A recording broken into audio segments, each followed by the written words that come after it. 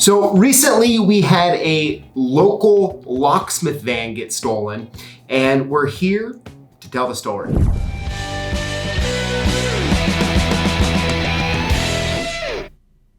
All right, so I am joined here with Kip Bateman with Vanguard Lock and Key. How's it going, PJ? Good. Thank you very much for coming on. So you're not a stranger, right? You've been on some shows before. Yeah. And recently, unfortunately, you have had your van stolen. Unfortunately, yes, Unfortunately. that is the case. And so I appreciate you really wanting to come on, or being willing to come on and kind of talk about it. And so I want to start at the beginning. And if you could, what time of day was it? Kind of tell us how this all unfolded. Okay. So the evening before, I had to drive to Avery and do a call. Came back. It was pretty late. Went to bed around midnight and woke up the next morning. I was parked right in front of the shop under the light, several feet away from the road. We're talking like 20 feet? Probably 40 feet from the road. Okay.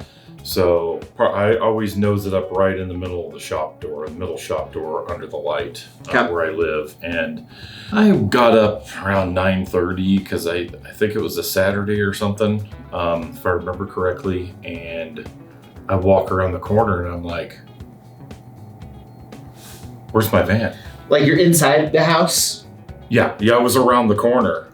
In the house? Yeah. Okay. So it took a second.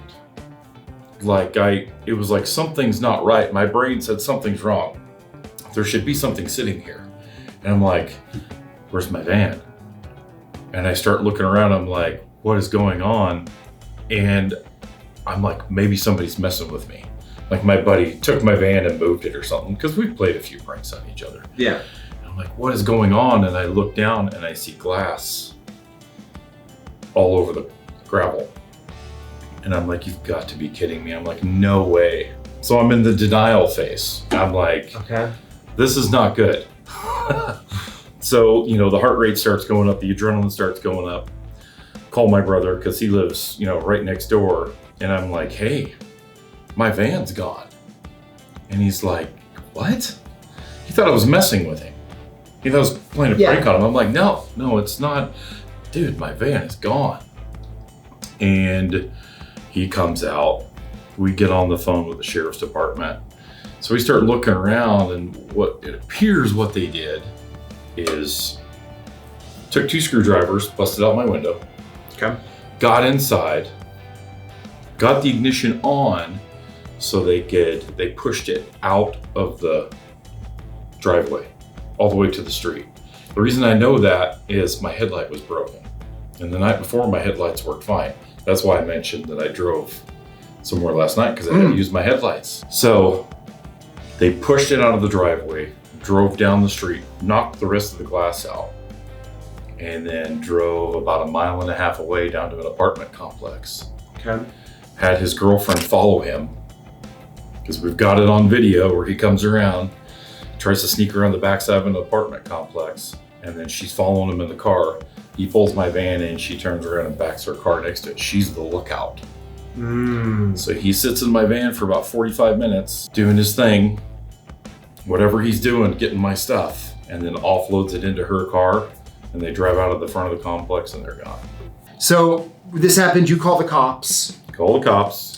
And you're like, hey, I need my livelihood back. Yep. ASAP. Yep. Right? Yeah, it took them a while to get there because they had something else going on. They came out, took pictures, took a report, and he goes, it's probably in Spokane by now. He goes, I bet you, Spokane or Avery Heights. Yeah, which is like from where we're at, it's like, I don't know, 30 to 45 minutes away. 30 to 45 minutes, yeah. It was like, well, great. So he started searching traffic cameras, nothing came up. Well, I guess at the time, most of the Post Falls cameras were, they'd been hacked. So they weren't even working. So they couldn't use the intersection cameras to track my van through town. Bummer. So, of course, we posted on Facebook. Everybody starts posting for me. I was so stressed out that I couldn't even think straight. I mean, I had so many emotions. I was mad. I was upset, everything. It was not fun. And then About 4 or 5 hours later, somebody calls my brother and says, "Hey, does Kip have 2 vans?" He's like, "No, why?" He goes, "Well, I'm looking at his van right now." He's like, "You're kidding me." He goes, "Yeah, it's sitting down here at this apartment complex where I live." So of course we get in the truck, jet down there, look at it from afar, don't approach it, because I said I'm not going to touch it. So we call the PD and they come out, and I kind of stood across the way and just hit my clicker to unlock it. Okay. And then they open the doors, look in, and then they let us come over. Okay. Took pictures, the thing was trashed. Stuff was everywhere. Okay. So, and there's a laundry list of things they took. Okay. There was a bunch. Yes. Now I want to go back, as we're talking, I want to go back to, so they got your ignition on, was it pre-transponder key? Yeah. So I have, and I don't know this because they took weird things. Like they took already cut key blanks, like junk key blanks. Really? They took my business cards. Really? They took, weird like paperwork and stuff. Like paper, what didn't they take? Yeah, but there were some things that they didn't take. Like they took one Slim Jim, but they didn't take the other. They took one long rod, but they didn't take my door spreader. Like to pry the door open to unlock cars. Like, why wouldn't you take that? Uh-huh.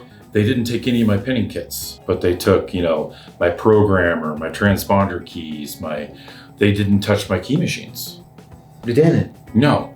It looked like, when I think the reason maybe they didn't is I have my cords go back around behind my bench and go through. So I think maybe it was I don't have time for this. Mm-hmm. I'm going to panic. Okay. Because they were unscrewed, but they didn't take them. So they unscrewed them. Yeah, they unscrewed but they're like, yeah. I need to unplug this. I'll just leave it. Yeah. Yeah, they didn't take, like I bought that right-hand punch and stuff from you. They didn't take that. Really? They didn't take my blue punches. Really? Yeah. But they took every single tool, drill. They took my GM teardown kit, my safe drills, all that like stuff that you could probably take to sell on the internet or... Yeah. Okay. Have they found the person who did this? No. They're still out in the loose. Yeah. Man. No. I'm sure that's frustrating for you. It is being frustrating. Violated like that. They took pictures. They got the video from the apartment complex. I have video. I was trying to get somebody to clean it up, but wasn't able to do that to get a clear license plate. So. Okay. Because you can see the trail vehicle. Yeah, you can see that it's a female driving, and you can see her facing the windshield. She's turned in to follow him. You could see him kind of. You could see that he was actually smoking a cigarette as he was driving my van. Because what he did is he put a visor up on the window, like a windshield visor, and stuck it up in the window so nobody could see him. But while he was driving, he took it down. But I think when he was sitting there cleaning it out, he put the visor up so nobody could see him. It was not a good time.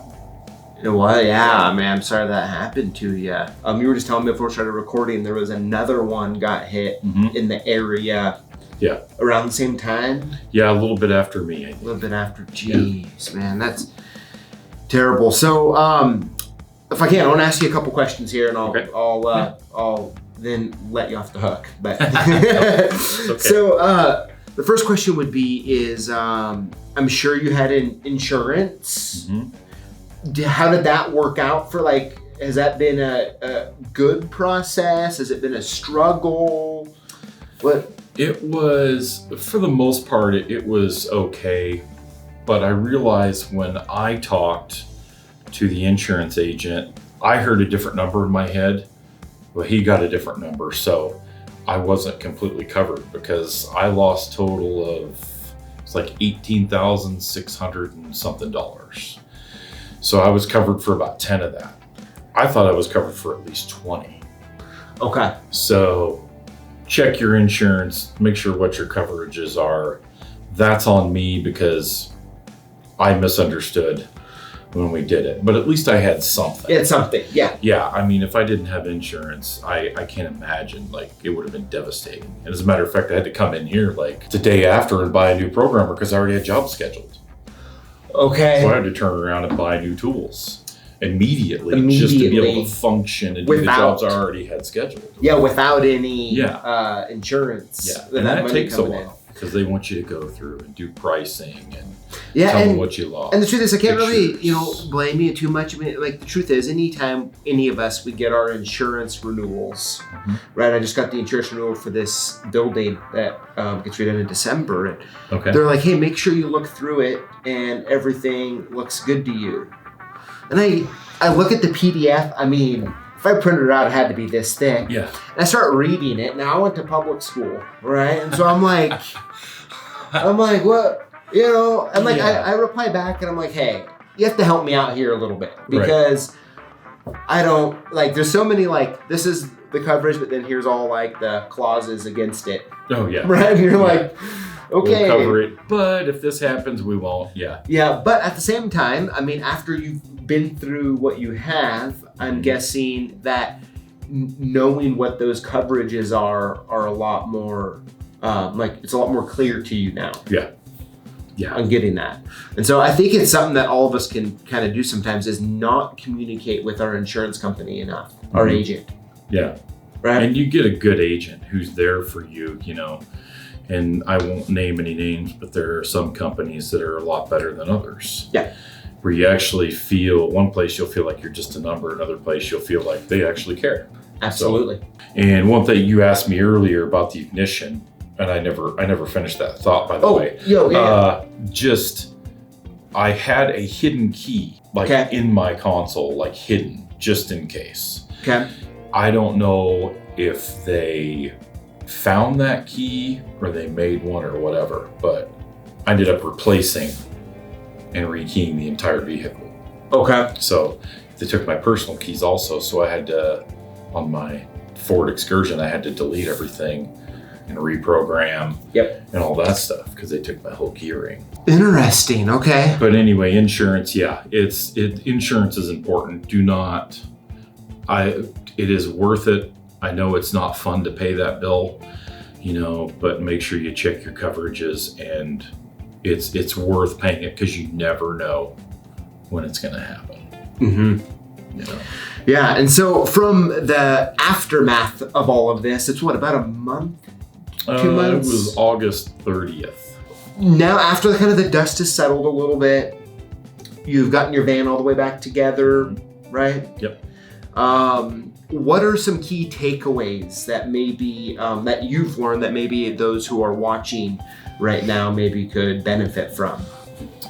There's things you can do, like if you have electronic locks, which most of us do now on our vehicles, you can put kill switches on the doors. And I have a separation cage that separates the front from the back.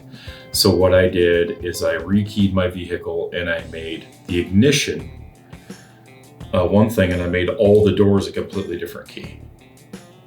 Okay. So, because typically I use my remote to lock and unlock the vehicle. And then on the side doors and back doors, I put a kill switch in. So they can't get in the front and then hit the unlock button in the front. So it just kills the power to the door. So as long as that cage is there, they're gonna have a hard time getting into it. It's like everything in our business, it's to slow them down. Keep them from getting in as long as possible until somebody either catches them or sees them in progress doing it. Or they give up. Yeah, or they give up, or they're just deterred, which is the best case scenario. Yeah. But, that's a big thing is, pay attention to where you're parking. I mean, like I said, mine was right under the light, quite a ways from the road. They didn't care. And I feel like they'd probably been watching me for a while. That's what I feel like, because it was at, 6 a.m., something like that, if I remember correctly. When this happened? Yeah. So it was daylight by then. Yeah, that's kind of weird. And there's construction around and everything. Like, it was pretty, I'll say ballsy. It was ballsy of them to do it. Pay attention to your surroundings. You never know. Make sure your vehicle's locked, insurance, key charts, everything like that. That's why you store them off site. You don't carry them in your van. Yeah. The simple things like that. Yeah. You don't want anything compromised. Sure. Yeah. And so, I'm kind of curious on with, before it sounded like you kept a lot of stuff in almost all your equipment in your van. Mm-hmm. Has that kind of changed on like maybe not wanting to keep it all? I mean, the problem is every day is unpredictable. Yeah. And you don't want to spend 20 minutes loading the van up every day, or maybe you do, but. I try to keep in there what I know I'm going to do on a daily basis. If I know, you don't work on that many older GM vehicles, so I don't keep my teardown kit in there really anymore. And plus it gave me more room because I had to gut my van and kind of redo things, which I'm still kind of working on and changing. I mean, you have to keep your everyday stuff in there. Yeah. You just have to do it. Like you don't have time to sit there and load. Us locksmiths get really busy and it's go, go, go all day long. So we don't have time to mess around with that. Especially when you're getting home at midnight. I mean, truthfully, even if you were taking your stuff out a lot. Yeah. When you get home from a late job at midnight, right? I mean, all you're thinking about, key off, in the house, go to sleep. Yeah. Right? Yeah. And that's it. I mean, you want to be prepared, but you can't take the time to load and unload every single day. Yeah. It's, like I said, with the kill switches, that's important. Just be a little more prepared, and the key charts is important because you don't ever want to be compromised, because that could be, can you imagine? I mean, that's bad. That's bad. That's a can of worms I would never want to open. Yeah. So, yeah. And I don't blame trackers. That's the new thing I've done is, I won't say where they are, but there's trackers now in certain places and certain things that you would never know they're there.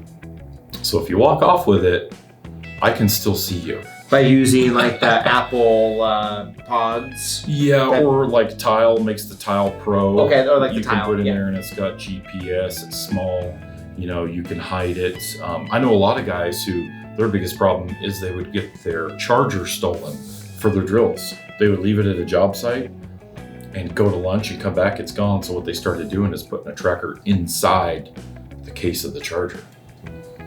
Put a little AirPod in there or something. Yeah. Tile, and I mean, at least, something in a couple of your higher end items and the vehicle itself where nobody can get to it or find it. Yeah. Because at least it'll be a quick retrieval, and if you're lucky, you can catch them red-handed. Yeah. I will say that they were very lucky, because if I would have caught them, it would not have been good for them.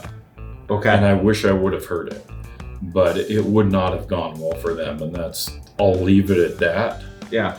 But I mean, I could imagine knowing you. I could imagine you were pretty amped up. I was very amped up. I was, right. Yeah. I mean, it's a terrible personal violation that you've had to go through. And it is. That's the perfect saying for that. It's a violation. You feel violated. Yeah. And then you're mad because you've been violated. Yeah. It just changes things a little bit. Lesson learned. What do? You move on and try to prepare. That way, next time, if it does happen, hopefully it never will. Yeah. But you're a little more prepared. Yeah. Well, I think it absolutely sucks that happened to you in your business, right? Like those are moments that if things don't always go our way, can put us out of business. Yeah, it could very easily. Could definitely things, but it didn't, right? And you persevered through it, doing good now. Trying, yeah. Right? All you can do is move forward. Yeah, and so, I want to at least commend you for pushing through, going through the pain, and keep moving forward. Yeah. Well, life is full of, we'd love to say that life is a nice, beautiful thing all the way through, but we all know that there's bumps and bruises and roller coasters and everything involved. So there really is. It's always an unexpected journey.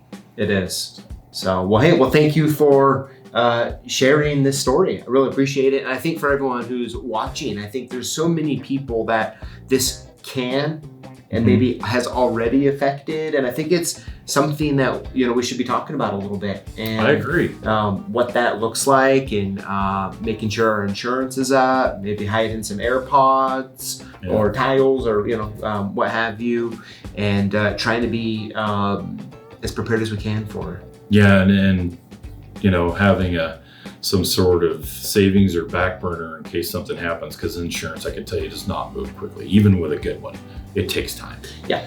So you need to be prepared for those things, an emergency fund or whatever, just in case. Yep. So that's another piece of advice I could give. Absolutely. Well, everybody, hey, thank you for watching. Kip, thanks again for coming on, and we'd love to see hear your comments in the notes below. Thanks for watching. I'll see you next time.